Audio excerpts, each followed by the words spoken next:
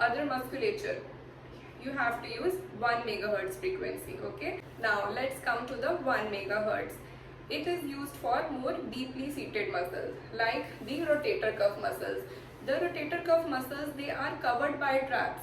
Okay, so we have to use the ultrasonic radiations which have to go deeper, right? And along with that, you have to use it in the case of meniscal injury, ligament injury, any tendon injury. Okay, all the deep seated structures, they have to be treated by the 1 megahertz frequency. Okay, also in the case of obese patient, you have to see in which the superficial fat layer, the adipose tissue layer, it is thick, right? Then you have to use 1 megahertz frequency to reach up to the superficial muscle as well. So this was all about the frequency. Now let's talk about the mode. In ultrasonic therapy, we come across two modes. One is continuous and the second one is pulsed mode. For this, you have to check the condition. Okay, if the patient is coming to you in the acute condition or in the chronic condition.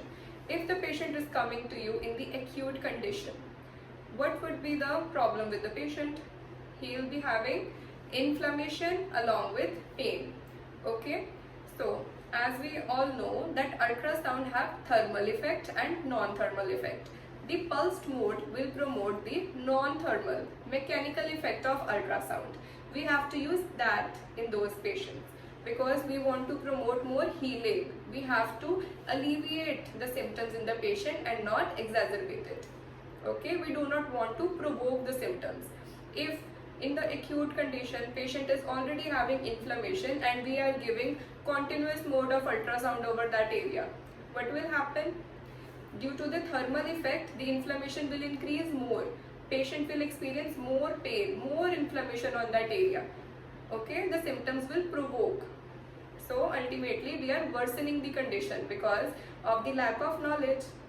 So it is very important for us to know that in which condition we have to use which mode, which frequency. Alright. So in the acute condition, we have to use pulsed mode, right? Along with that, you have to see in the initial phase, in the acute phase, you have to start with pulsed mark space ratio of 1:7, right? And then you have to further progress from 1:7 to 1:4 and then 1:1, because in the ratio of 1:1 there are some thermal effects. Okay, so you have to begin with 1:7